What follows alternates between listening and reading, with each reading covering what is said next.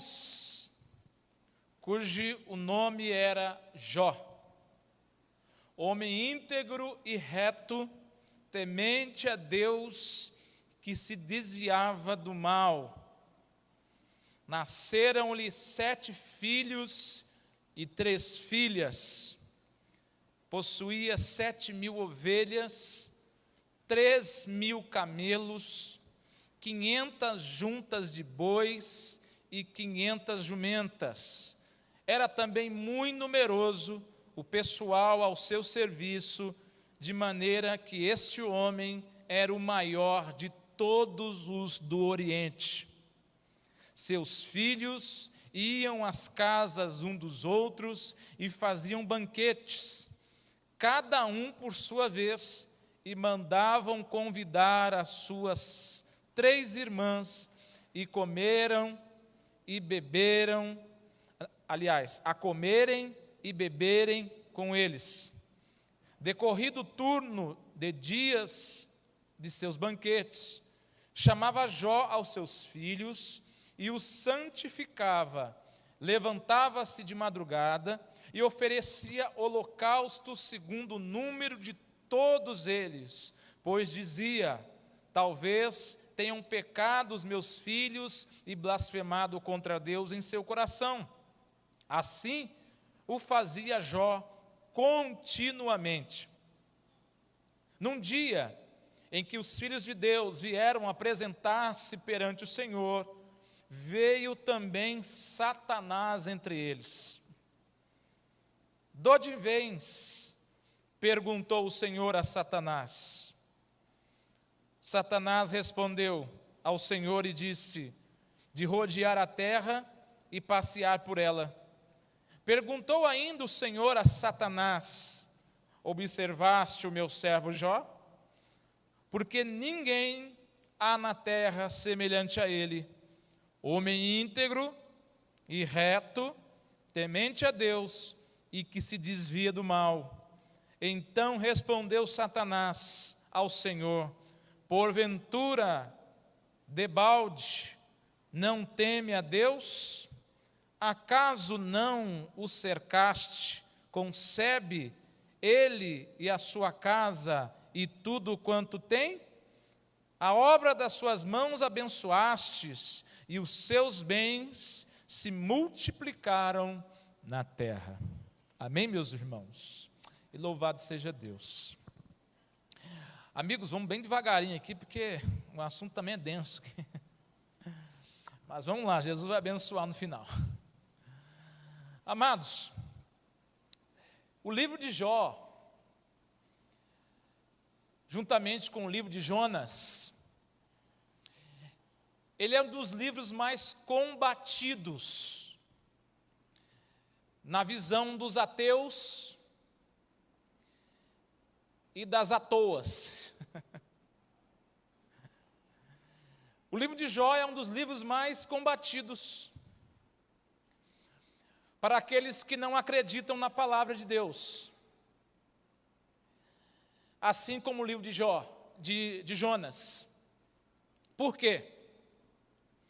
Muitos ateus questionam o livro de Jonas, duvidando do fato de um homem pular dentro do mar e ser engolido por um grande peixe e permanecer ali por 3 dias e ser vomitado na praia. Então, o fato de um homem sobreviver na barriga de um peixe durante 3 dias é o suficiente para um ateu, um cético, aqueles que não comungam da fé cristã, encontrarem, por exemplo, algum gancho para questionar a palavra de Deus. O mesmo acontece com o livro de Jó, porque muitos dizem assim: como pode um homem ser muito rico? Como pode um homem possuir tantos bens, ter 10 filhos, possuir bois, jumentos, servos e servas, e de repente, como num relâmpago, ficar pobre, ficar sem os filhos, perder a saúde, perder a sua paz. Isso é impossível acontecer com um ser humano. Então, os nossos amigos ateus se levantam fortemente contra esses argumentos bíblicos que colocam Deus na soberania de tudo. Então, o camarada pode espirnear, pode ficar bravo, ele pode fazer o que ele quiser. O fato de um cientista não poder colocar Deus dentro de um laboratório, colocar Deus dentro de um tubo de ensaio, testar Deus, testar a capacidade, o equilíbrio, a quantidade, isso é o suficiente para nossos irmãos, amigos, irmãos pela fé, ateus, questionarem, por exemplo, esses livros aqui. Mas eu quero falar uma coisa para você que é muito importante. O que chama muito atenção, a priori, nesse livro aqui, é um pronome pessoal, possessivo, chamado meu. Para começo de conversa, a Bíblia vai dizer que Satanás vai se meter em uma reunião que ele não deveria estar. Porque a Bíblia diz que os filhos de Deus, no hebraico, anjos, estavam se reunindo e Satanás foi entre eles. E é interessante que quando ele se aproxima na presença de Deus, o Senhor o pergunta: "Da onde vens?" Ele diz: "Vim de passear e rodear sobre toda a terra."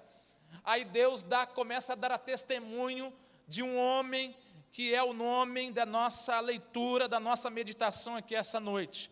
Deus vai dar testemunho de Jó, e ele usa o pronome possessivo meu. Ele diz para Satanás assim: "Viste o meu servo Jó?" Você sabe o que eu aprendo, irmãos, quando eu olho para essa expressão, para esse pronome possessivo? Porque no hebraico significa posse. Quando Deus fala, esse é meu, aquele me pertence, aquela é minha, Deus está dizendo, olha, ela é da minha propriedade exclusiva. Eu sei o que é, eu sei o que representa. Quando Deus fala isso para o inimigo das nossas almas, antes de mais nada, Deus está dizendo assim, olha, você está vindo de lá, Deus já conhecia a intenção dele, não é verdade? Você está vindo de rodear a terra, você já observou esse homem, mas vou falar uma coisa para você, ele é meu, ele pertence a mim, ele é da minha propriedade. Muito bem, irmãos, Deus vai dar testemunho a respeito desse homem. Por exemplo, no seu nome, o seu nome hebraico é Iob. Há algumas controvérsias a respeito do nome dele, mas certo é que significa aquele que foi perseguido. Aquele que foi perseguido pelo inimigo de Deus. Aquele que foi perseguido pelo nosso inimigo também. Deixa eu dizer uma coisa importante para você, e eu quero que você guarde isso no seu coração. Jó era um homem especial, sim. Jó é um homem temente a Deus, sim, mas tem uma coisa que chama muita atenção na história desse homem. Esse homem era um homem extremamente dedicado a Deus, era um homem que era extremamente dedicado ao Senhor. E quando eu estava lendo essa passagem durante a tarde, você sabe quando você sente um comichão aqui no seu coração? Eu senti um comichão daquele bem gostosinho no coração. É como se Deus estivesse dizendo assim para mim, assim, meu filho, o meu povo precisa aprender uma coisa. Apesar de tudo que nós vivemos nesse mundo aí, porque a barra está pesada. Hoje eu tive a alegria, eu digo alegria, de atender gente que você não tem ideia do tamanho do sofrimento deles. É por isso que eu resolvi falar de Jó. A primeira, eu não vou citar nome, porque na internet roda muita coisa, a gente tem que preservar as pessoas. A primeira que eu atendi, ela sofre de uma doença degenerativa nos ossos. Eu até me lembrava, me esqueci o nome da doença. É escoliose alguma coisa. E ela já tem 65 anos. Ela é uma cristã desde berço. A mãe dela levou ela no hall do berço. Ela cresceu como aventureira, ela foi desbravadora, ela foi batizada com 12 anos de idade. Ela serviu a igreja durante 35 anos, de alguma forma, servindo, participando da liderança. Hoje ela está com 65 anos e tem dificuldade de sair de casa, porque a coluna dela entortou de tal maneira que os músculos estão apertando os rins e os músculos estão saindo para fora das costelas.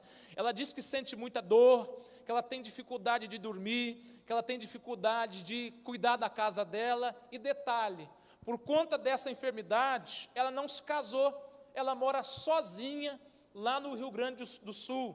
Ela não conseguiu se casar por causa da enfermidade, ela também não queria se casar, não quis, porque ela disse que não tinha condição de cuidar nem dela, quanto mais cuidar de uma casa, se casar e todas as responsabilidades de um casal. Eu falei com ela durante 45 minutos, os primeiros 30 minutos ela só chora, é uma pessoa que precisa conversar, ela precisa de um ouvido para ouvir, e ela chora muito, lamenta muitas coisas, e no final, ela diz para mim assim: meu irmão, eu estou chorando porque eu tenho falta das pessoas, eu tenho saudade dos irmãos da igreja, que, diga-se de passagem, não vieram ainda me visitar, porque depois da pandemia, eu não voltei mais para a igreja, então eu tenho saudade da minha igreja, eu tenho saudade dos meus irmãos, eu tenho saudade do meu pastor. Irmão, isso é uma crítica? Não, irmãos, é uma autocrítica, porque eu também faço parte disso, eu também sou igreja, é minha responsabilidade também visitar os irmãos, é minha responsabilidade chegar aqui, olhar ao redor e saber quem é que está faltando, há quanto tempo fulano não vem, há quanto tempo fulana não vem. Eu não sei se você tem isso, se você sabe disso, tem muita gente que depois da pandemia, literalmente desapareceu da igreja. Hoje a internet virou um canal tão abençoado que as pessoas acham, não porque acham, mas porque encontraram uma certa facilidade de ficar em casa e já não congregam mais. Não é o caso dela, mas ela não vai à igreja há algum tempo.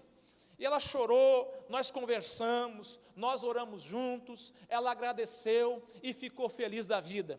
Eu desliguei o telefone, fui beber água, quando eu voltei o telefone tocou de novo. Era uma outra senhora. Com qual problema? O mesmo problema dela. Só que com um pequeno detalhe. Essa senhora, com o mesmo problema, a doença tem o mesmo nome, que me faltou agora qual é o nome, ela já não anda mais, ela já não se movimenta mais, ela não mexe os braços, ela só consegue movimentar a cabeça. Quem ligou para ela foi o filho, que discou e colocou o telefone para ela poder falar. Ela falou comigo durante 15, 20, 25 minutos, porque essas pessoas estão carentes. Ela falou, e a gente riu, a gente conversou. Só depois de 30 minutos que eu fui saber que ela estava totalmente paralisada do pescoço para baixo. Depois de 30 minutos de conversa, que eu fui saber que era o filho dela que estava do lado, que ela já não anda, que ela tem muita dificuldade, inclusive até para comer. Então, nós vemos aqui uma dualidade, né? Duas situações muito parecidas, e o coração se comportando de forma diferente. Essa é a situação desse homem aqui, é a situação de Jó. Meus irmãos, Deus começa a falar a respeito desse homem, e tem uma coisa que chama muita atenção. Deus dá testemunho dele no verso de número 1, porque ele diz assim: olha, Jó é um homem íntegro. A palavra íntegro, ela vem do verbo grego charak, que significa marca. Jó tinha uma marca, Marcelo, que era o seu caráter. Jó tinha um carimbo nele. O seu caráter demonstrava para as pessoas e principalmente a Deus quem ele realmente era, a ponto de Deus dar testemunho de quem ele era, dizendo que ele era íntegro. Deus vai dar testemunho dele e continua dizendo assim: olha, ele também é um homem reto. E reto no hebraico é titizat, com um temudo no final. E a palavra reto aqui é um homem que segue um caminho, não muda de direção, independente do que aconteça na vida. Quando Deus está falando que ele é um homem reto, Deus está dizendo assim: olha, Jó não se desvia do seu caminho por nada. Aconteça o que acontecer, ele não vai se desviar. Inclusive, o apóstolo Paulo vai falar sobre esse caminho. ele vai usar uma expressão lá em Filipenses, no capítulo 3, no verso 13 e 14. Paulo usa a mesma expressão de retidão. A palavra reto lá significa escopos. O que é um escopos? Paulo olha para uma imensidão, assim, para o infinito, e diz assim: olha, me esquecendo das coisas que para trás ficaram, eu prossigo para o alvo, a saber, Jesus Cristo, o nosso Senhor. Paulo, ele olha assim como uma linha de chegada. A palavra escopos, que é seguir reto, é como uma faixa na linha de chegada. Alguém que já correu alguma maratona, sabe como é lá na Fórmula 1, não tem a linha de chegada, a bandeira quadriculada. Paulo está dizendo assim: olha, todos aqueles que seguem a Jesus têm que esquecer as coisas que para trás ficaram. Nós temos que seguir para um alvo, e esse alvo, esses copos, é uma linha de chegada, uma faixa, que não adianta você chegar só na faixa assim e dizer: olha, eu cheguei aqui, Senhor. Não, a ideia que Paulo está dizendo é assim: olha, esquece das coisas que ficaram para trás e rompe com a faixa, seguindo para o alto, a saber, na presença de Jesus. Quando Deus está dando o testemunho dele, está dizendo assim: Jó, ele rompe com o alvo, ele vai em direção à faixa, rompe a faixa, porque ele é um homem que se desvia do mal. Ele continua dando testemunho dele, e ele diz assim: olha, ele também é um homem que se desvia de tudo aquilo que é mal. E o que é desviar-se daquilo que é mal, irmão? Você já ouviu aquela história, Wender? Você já deve ter ouvido, né? Os irmãos aqui, que alguém disse assim: eu fui numa festa, lá tinha muito bebida, eu sentei lá, estava tendo um pagodinho ali do lado, as pessoas estavam se festejando, comendo do bom e do melhor, e estavam bebendo. Eu fiquei lá o dia inteirinho, só que eu não bebi. Olha, eu fiquei lá no meio, só que eu não bebi. Não é essa a ideia que Deus está falando de Jó. Ele está falando assim: Jó, além de se desviar do mal, ele sabe aonde existe o mal. Como ele sabe aonde existe o mal, ele não toma nem o caminho, ele se desvia muito antes de chegar até lá. Você sabe o que eu aprendi com essa questão aqui, irmãos? Que muitos de nós estamos dando muita sopa para o inimigo. Às vezes nós estamos colocando nossos pés aonde não devemos, nós estamos ouvindo aquilo que não podemos, e estamos vendo aquilo que não devemos. Tem psicóloga ali, daqui a pouco eu chamo elas para ajudar eu a pregar aqui. Elas sabem o quanto que a informação que nós recebemos, não é? Influencia na nossa mente, influencia no nosso comportamento, no comportamento dos nossos filhos, no comportamento do casal, no comportamento da família. Um dia eu fui visitar um casal, e eu lembro que eu cheguei na casa deles assim, mais ou menos 1h30 da tarde, eu e minha esposa, porque eu aprendi lá na onde eu vim, que quando a gente vai fazer visita para casal, tem que ir um casal. Os irmãos sabem disso também, né? Graças a Deus. Nós chegamos na casa dos irmãos, aí eu cheguei na sala assim, os dois sentados assim, a gente começou a conversar, e a mulher não largava o olho da televisão. O nervoso que deu. Nós sentamos, começamos a conversar, eu abri a Bíblia, falei: né, irmão, então Deus falou na palavra, né? E a irmã olhando para a televisão. E aí eu falei: né, irmã, como eu estava falando, ela falou: não, irmão, olha só olha como ele é ruim para ela, olha, assistindo a novela. Aí eu falei assim: irmã, faz um favor para mim, porque nessas coisas você não pode perder viagem, não. Não pode perder, irmão, a gente tem toda a educação, você está na casa dos outros com todo o amor. Eu falei: irmã, pelo amor de Jesus, desliga esse trem aí. Não, irmão, mas você acha que é pecado assistir novela? Eu falei: minha irmã, eu não sei se é pecado, mas escute bem, o que você está assistindo aí? Ela falou assim: eu estou assistindo, vale a pena ver de novo. Eu falei: valeu a pena ver a primeira vez? Ela: não sei. Eu falei: então não vai valer a pena ver de novo. Desliga esse negócio aí. Por quê? Porque a novela dela, o fulano estava brigando com a cicrana, porque separou do fulano, porque brigou para o outro, que roubou o outro, que fez não sei o quê. Quando Deus fala a respeito de Jó, Ele está dizendo assim: Jó é um homem reto, é um homem que sabe aonde pisa, é um homem que sabe aonde vai, é um homem que sabe o que ouve, um homem que sabe o que vê. Todos os seus sentidos cognitivos não estão ligados nessa terra, mas estão ligados em Deus. Deus está dando testemunho de Jó. E é interessante uma coisa que eu sei se você percebeu, eu sei que percebeu que você é uma igreja, nós somos uma igreja bíblica, e se tem gente, eu vi o irmão dando lição, como é que é teu irmão? Teu nome, meu irmão? Valdo. Nivaldo. Eu vi o Nivaldo passando a lição da escola sabatina ali, eu falei, Jesus dos crentes, o homem sabe mesmo. Então, vocês são bem ensinados. Mas você já percebeu que no livro de Jó existem algumas vozes? Que vozes, irmão? Bom, a princípio, uma voz que ecoa no capítulo 1, no capítulo 2, é a voz de quem? Do diabo. É a voz de Satanás. Qual é a outra voz que ecoa no livro de Jó, ainda no capítulo 1 e no capítulo 2? É a voz de Jó. Então, nós temos duas vozes falando aqui já. Qual é a outra voz que nós ouvimos no livro de Jó? Nós vamos ler daqui a pouquinho no capítulo 2. É a voz da mulher de Jó. Então, nós já tem 3 vozes aqui. Eu já estou com a cabeça cheia, estou achando que é muito. E para piorar a situação, já tem 3 falando. No finalzinho aqui do capítulo 2, vai chegar 4 camaradas, 4 amigos.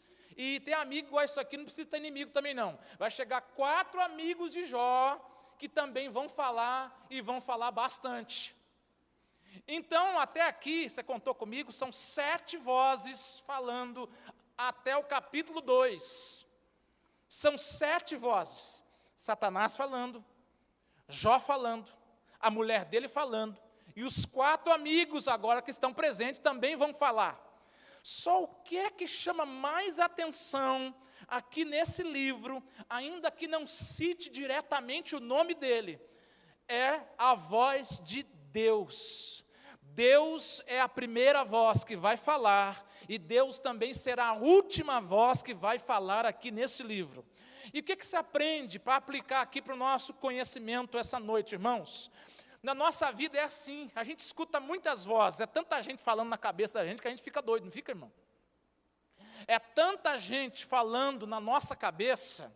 Olha, você escuta uma coisa, o irmão fala, outra coisa o pastor fala, outra coisa a mulher fala, outra coisa o patrão fala, outra coisa a TV fala, outra coisa o rádio fala, outra coisa você fala também demais e às vezes não escuta. É tantas vozes dentro da nossa cabeça, e aqui nesse livro de Jó, e também com Jó, hoje eu saí renovado às 5 da tarde lá da Novo Tempo, pensando em uma coisa: nossa vida é desse jeito, com todas as lutas, tribulações que nós enfrentamos mesmo, e vamos enfrentar, mas a última voz na vida de um cristão, na vida de um homem, de uma mulher de Deus, vai sempre ser a voz de Deus.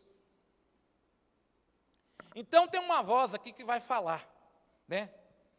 E a voz que vai falar vai dizer assim: Deus perguntou para ele, você viu o meu servo? Você leu comigo aí, não leu? Aí Satanás olhou para ele e disse assim, eu vi. Agora, olha aqui que chama atenção, olha no verso de número 10. Depois que Deus pergunta para Satanás se ele viu Jó. Olha o que diz no verso 10. Acaso não o cercaste? Olha para cá.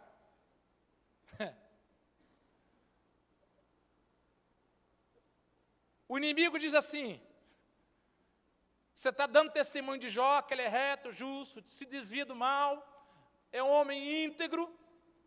Mas sabe por que ele é íntegro?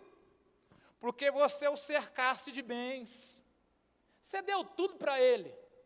Você abençoou as plantações. Agora, faz o seguinte, tira o que ele tem, que tu vai ver o que vai sobrar.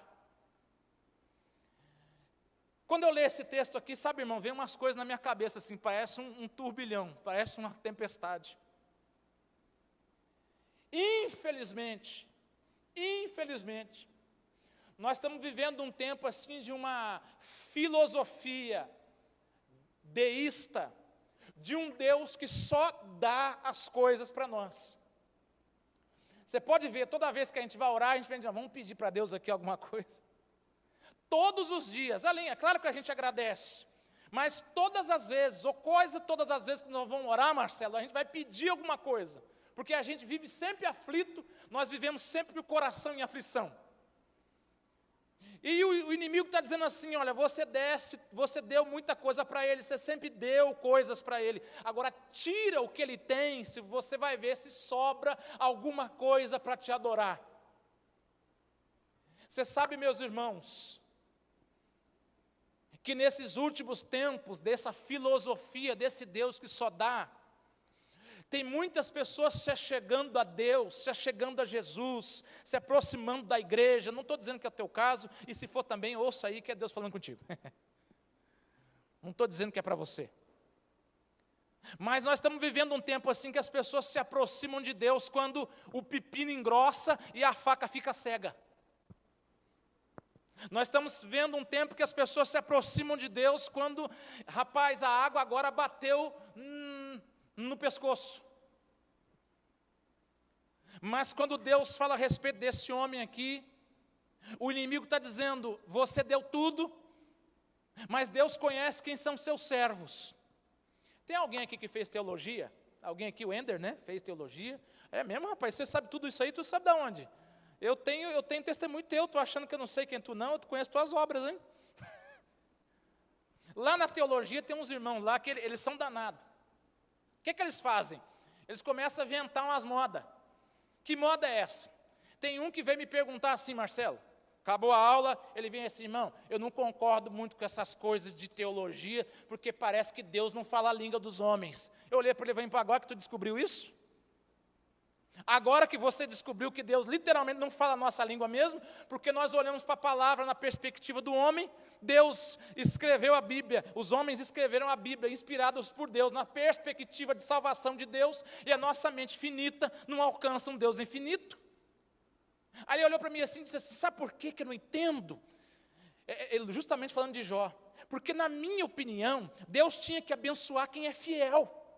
Deus tinha que guardar quem é fiel, Deus tinha que prosperar quem é fiel, Deus tinha que abençoar quem é fiel. Agora, quem é infiel, Deus tinha que deixar, ó. Aí você deve estar perguntando, o que você falou, irmão? Eu não falei nada. Porque não merece. Porque tem uns teólogos e tem os teólogos, viu? Os teólogos vão na Bíblia, se preocupam com Jesus, os teólogos ficam preocupados com as vírgulas. Está errado, irmão? Não tem nada errado, está tudo bem, não vou nem falar mais, senão é perigoso. Vamos lá, vamos continuar pregando. O inimigo falou assim, toca naquilo que é dele. E aí o que aconteceu? Tocou ou não tocou, irmãos? Ele perdeu tudo da noite para o dia ou não perdeu? Tá bom, perdeu. Então a gente já viu duas vozes falando. A terceira voz é a voz da mulher de Jó. Você quer ler comigo? Verso de número 9, do capítulo 2.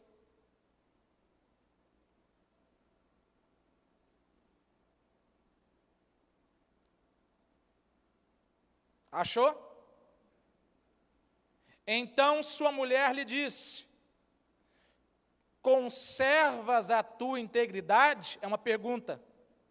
Amaldiçoa Deus e morre. A palavra integridade, no original hebraico significa honra. Significa integridade também. Significa fidelidade. E significa adoração. A mulher de Jó chega lá, Jó está podre. A carne de Jó está apodrecida. Jó está sentado sobre o lixo. Jó está sentado sobre cinzas de lixo. Aí eu já vi tanta gente questionando essa mulher, dizendo, tem uma música aí que chama ela de louca. As pessoas dizem que a mulher de Jó é doida, que a mulher de Jó é uma mulher infiel. Irmão, eu comecei a defender essa mulher aqui hoje, porque essa mulher segurou em 10 caixões. Essa mulher aqui enterrou 10 filhos. E se não fosse pouco isso, essa mulher se deparou com o seu marido, que deu a ela 10 filhos, né, que através do amor deles tiveram 10 filhos, enterraram os 10 filhos, teve a sua fazenda destruída, ele está sentado sob um monturo de lixo, com cacos, caquilhos, se coçando. E a história diz que enquanto ele se coçava, ele se cortava e espremia as suas chagas, que fediam, cheirava mal, como se Jó fosse um cadáver. Qualquer um que visse a situação de Jó ia achar que ele estava morto, que ele já não servia para mais nada, que era o último estágio de um homem que ainda não morreu, mas já estava em estado de putefação, estando ainda vivo. Essa mulher chama Jó, dizendo assim, olha, por que tu ainda mantém a tua integridade no original? Porque você ainda adora. Por que você continua adorando? Olha a tua situação, olha o teu estado, olha como você está. E aí a resposta que Jó dá para ela é algo impressionante. E ele diz assim, tu falas como qualquer. Ele não chama ela de doida. Ele diz, você está falando como se estivesse, mas tu não é doida. Tu falas como se fosse uma louca. Tu falas como se fosse uma louca. Temos recebido o bem de Deus, e não receberíamos também o mal? Em tudo isso não pecou Jó com os seus lábios. Então, eu já pedi perdão para a mulher de Jó hoje lá. Eu falei assim, ó, mulher de Jó, não sei qual é o teu nome. Quem sabe qualquer dia eu vou encontrar contigo, me perdoe, porque quantas vezes eu disse que a mulher de Jó era uma incrédula, era uma doida, era uma pessoa que não tinha razão para nada. Ela segurou na alça de 10 caixões, e o seu marido ali está fedendo, está cheirando mal, o seu marido está como se fosse um cadáver, e essa mulher ainda tem coragem de se aproximar dele. Mas aconteceu uma coisa, um fato agora muito bonito. Qual é? Porque a gente espera que os amigos vão ajudar a gente, né, o Davi? Irmão, deixa eu te perguntar uma coisa. Eu não vou cansar você não, vou terminar hoje 10h40, vamos lá. Quantos amigos você tem? Quantos amigos? Eu estou dizendo amigo, não é aquela turma que vai na sua casa quando você chama para comer bolo, churrasco lá, encher a barriga e vai embora reclamando, não. Eu estou dizendo amigos. Quantos amigos você tem, meu irmão? Você tem mais de uma mão de amigos? Amigos.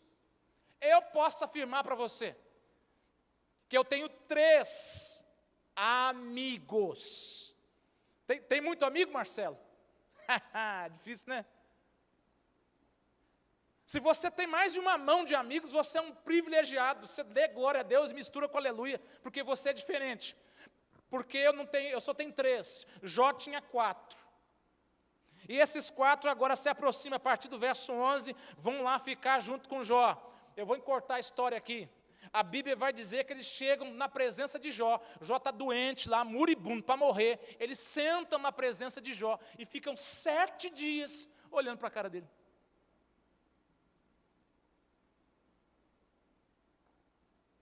Por quê, meu irmão? Por que 7 dias? Na tradição hebraica, judaica, 7 dias, sentado diante de alguém, é como se você estivesse esperando para ele morrer. É como se você estivesse aguardando assim, olha, em 7 dias morre. Então vamos ficar aqui esperando para ver o que vai acontecer. 7 dias. Pior do que isso, eu anotei aqui. Olha o que os amigos de Jó vão fazer com ele. Ele faz, no capítulo 4, no verso 8, o amigo de Jó diz que ele está plantando o que colheu. Aliás, está colhendo o que plantou.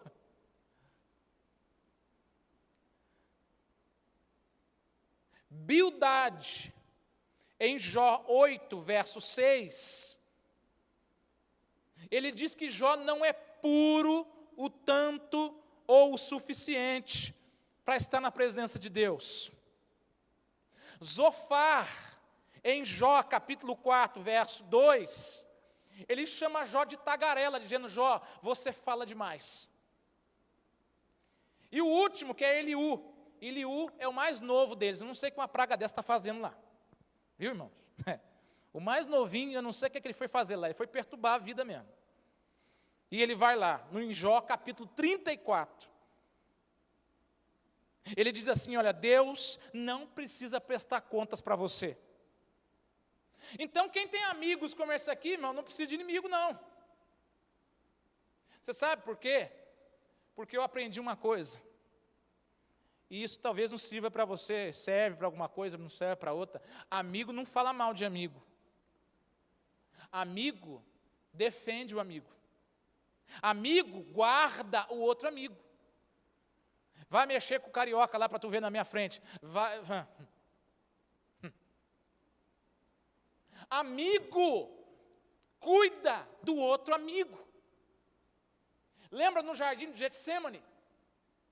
Por que Jesus chamou Judas de amigo?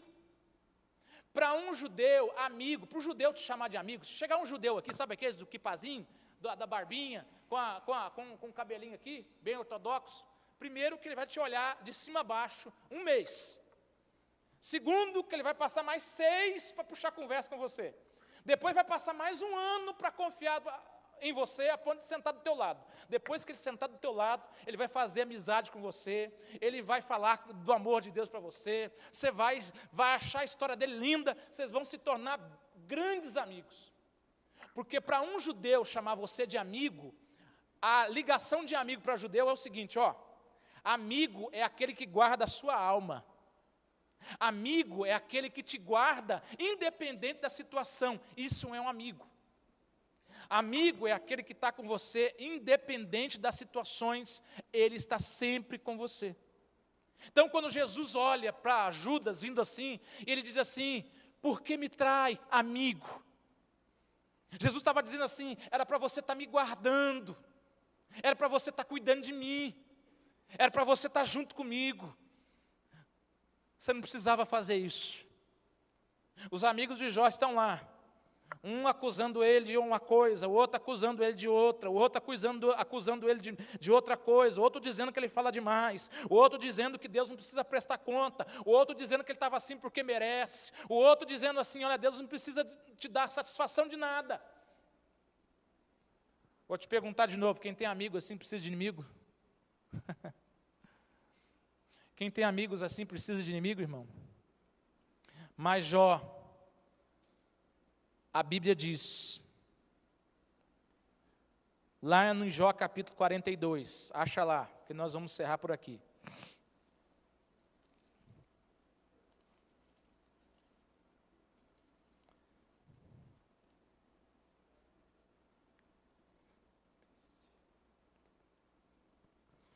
Jó capítulo 42, verso 1.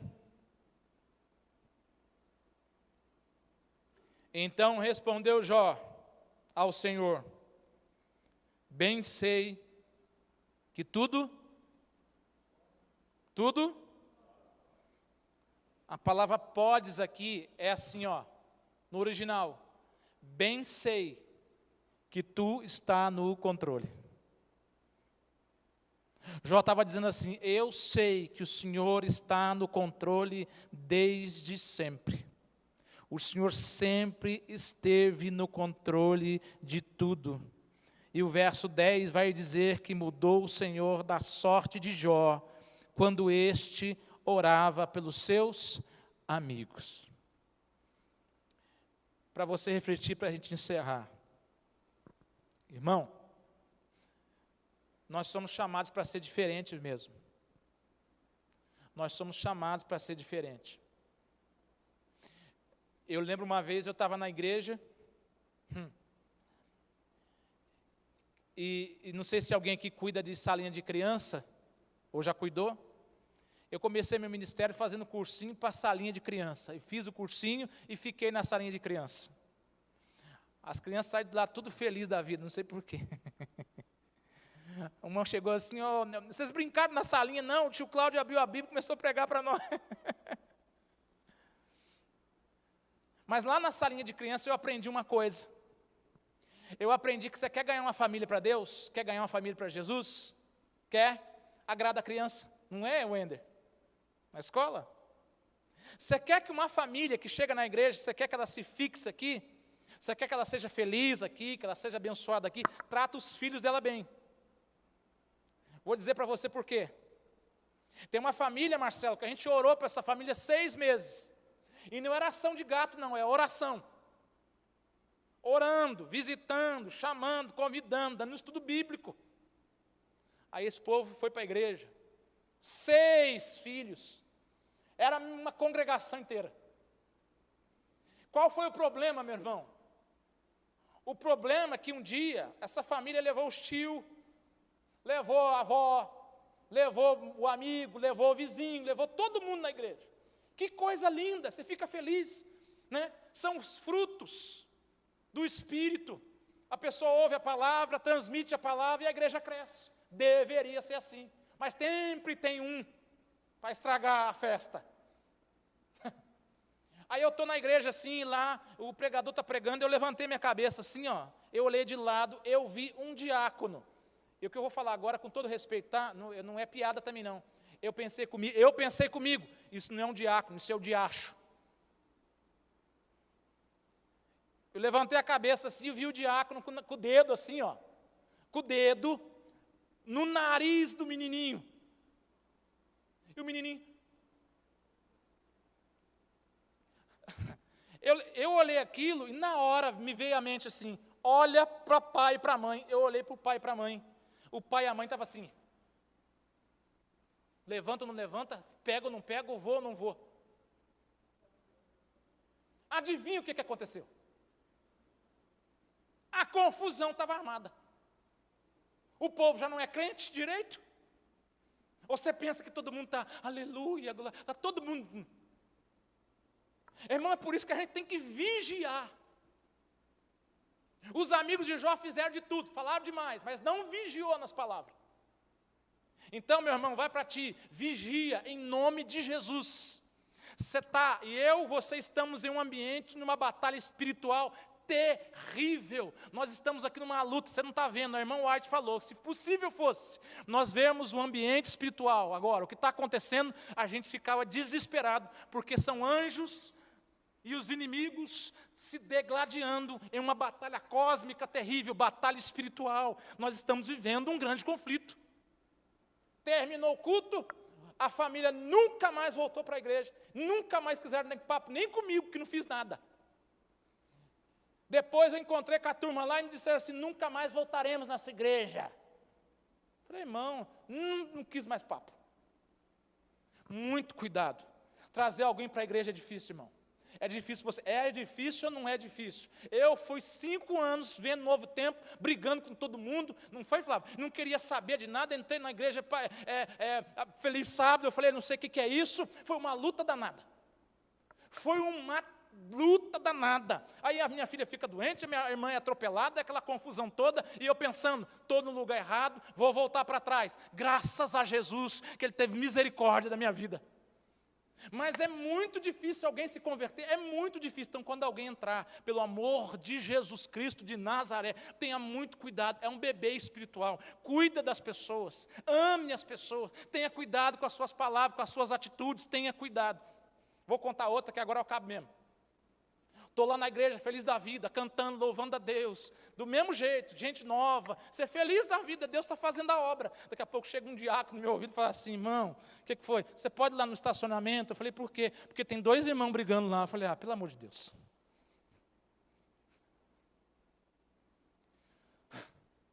Cheguei lá no estacionamento, está os 2. Eu falei, irmão... E você acha que é irmão que chegou, que é novo, não, na fé, é gente experimentada, que precisa criar vergonha, rapaz. Irmão, não pode falar assim, já falei, está gravado, depois você vem em casa. O problema das pessoas, irmãos, não é vir para a igreja, não é servir a Deus, é se converter de verdade, é parar de se pegar nas minúcias. Eu ia falar o que eu vou falar, não, agora eu já estou falando. Quinta-feira eu recebi uma ligação. Eu não sei quem é que estava aqui no culto no sábado. Isso aqui é uma igreja central, muita gente vê. Tem um tanto de gente na internet que vê, sim, sei lá. Aí alguém me ligou assim, irmão, tudo bem? Você que pregou no sábado na igreja central? Eu falei, fui eu sim. Tudo bem com você? Eu falei, tudo bem, irmão, graças a Deus. Segunda-feira, ele não sabe quem está mexendo. Segunda-feira. Ele disse, então, eu sou daqui de Cuiabá, daquele canto lá, então eu ouvi você pregar, achei legal. Eu falei, legal, irmão, e você prega? Eu falei, se deixar falar, eu prego. Então faz o seguinte, manda um vídeo seu para mim mostrar para o seu pastor. Eu falei, você quer o vídeo para quê? Ele falou assim, não, manda um vídeo, você pregando, para me mostrar para o seu pastor. Eu falei assim, não vou mandar nada, irmão. Não vou mandar nada não, porque eu não sou artista. Se você quiser ouvir o vídeo, está aí, tem um monte aí, vai estar a semana toda lá, entra no vê isso. Eu não sou artista. Cristão não tem luz própria. Nós não somos estrelas. Nós somos servos de Deus. Nós servimos a Jesus Cristo pela infinita misericórdia do Senhor. E o que é que a gente tem para oferecer? Absolutamente nada, se não for a graça de Deus. Não temos absolutamente nada, irmão. Não, porque diploma não prega, diploma não tem Espírito Santo, e conheço, não tem. Eu viajei para o Canadá, para os Estados Unidos, também não faz diferença nenhuma se você ou eu não tivermos a presença do Espírito. Eu volto a dizer, não somos artistas, pelo menos eu acho que não sou. Aí ele argumentou, não, irmão, é porque eu falei assim, irmão, deixa eu dizer uma coisa para você, porque tem gente que é teimoso. Escute bem, para mim não faz diferença se a tua igreja é grande, se a tua igreja é pequenininha, se a tua igreja tem o Papa, tem o presidente, não importa. Nós servimos a Jesus.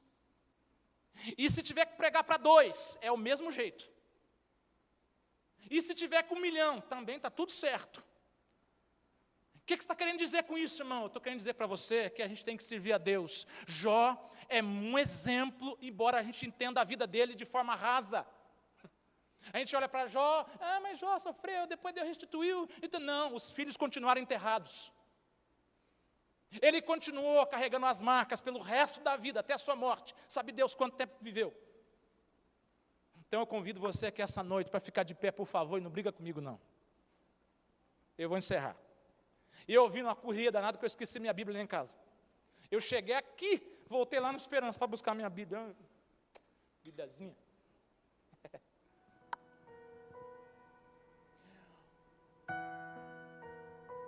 Os irmãos entenderam. Quando alguém falar de Jó para você agora, você fala assim, rapaz, pois é, né, Jó? Rapaz, o negócio, o buraco é fundo, hein? Nós lemos meia dúzia de versículos, e não dá nem para arranhar quem foi esse homem aqui. Não dá nem para... Quem foi Jó? Meu irmão, está aquém de nós. Tem uns homens na Bíblia, uns personagens da Bíblia, em que Deus fez assim, olha, você vai servir de exemplo para a humanidade. Vai servir de exemplo. E a única coisa a mensagem que eu quero deixar para o teu coração hoje, é que você seja um exemplo. A igreja hoje não quer ouvir mais esse tipo de coisa. Não quer, irmão. As pessoas não querem ouvir. As pessoas gostam de ouvir. Você já viu que não é a minha pegada, né? Não. As pessoas não querem ouvir. As pessoas não querem dizer assim, olha, vamos descer um pouco, né?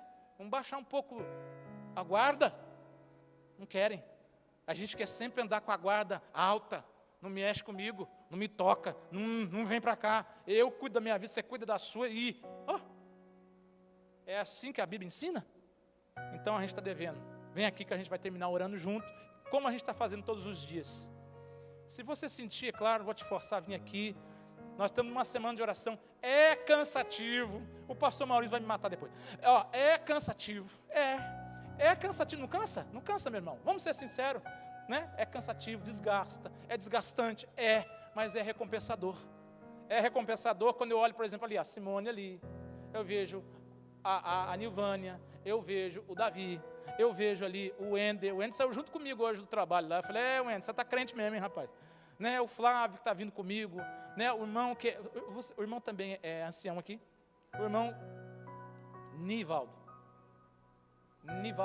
Nivaldo também é ancião. As irmãs aqui estão cantando. Vocês vão tudo para o céu. Tenho certeza que vocês vão para o céu. Né? Pamela, ia chamar de Paloma e ia apanhar depois. Vamos orar, meus irmãos. Aqui a irmã Ana, aqui, ó, a irmã Ana, aí o maior exemplo, a irmã Ana, firme e forte, né, irmão Orlando? Firme na rocha, graças a Deus. Isso aí, a gente tem que servir a Jesus, irmão. E o resto deixa o mundo cair para lá. Tive a notícia que o irmão Zezinho está bem, né? Está se recuperando. Que Deus abençoe o nosso irmão Zezinho, que também é um pilar aqui dessa igreja. E a nossa irmã Regiane, a irmã Rejane, né? Que sentou ali ontem com a filha. A Rejane, o marido dela teve um deslocamento de retina. Ela mandou uma mensagem para mim aqui, e ele está sendo transferido para Taubaté. Está aguardando, com certeza, deve ser para fazer alguma cirurgia. Então o marido dela, da irmã Rejane, os irmãos conhecem a Rejane, né? Rejane. E ela está pedindo oração, que a gente possa orar por ele aqui a hora aqui também. Vamos orar? Maravilhoso Deus e Pai que estás nos céus, bendito e louvado seja o seu nome. Nós estamos aqui na sua presença, porque o Senhor é digno e justo de toda a honra, de toda a glória. Faz-nos, Senhor, segundo a tua vontade, servos fiéis, de acordo com a sua palavra. Queremos te agradecer, Jesus, porque nada tem nos faltado. O Senhor tem nos revestido e nos coberto com a sua graça. Que a sua mão poderosa esteja sobre a nossa vida, e que nós possamos aprender com esse homem Jó, e também com as vozes que nós ouvimos nas nossas vidas, e também nesse livro. Que nós sejamos servos fiéis, e que o seu nome continue sendo louvado nessa terra. É o que nós te pedimos e agradecemos em nome de Jesus. Amém e amém. Amanhã, pôr do sol, né? E nós vamos estar aqui junto, e está acabando, você vai me aguentar aqui só mais 2 dias. Você vai sofrer só mais 2 dias. Que Deus abençoe vocês.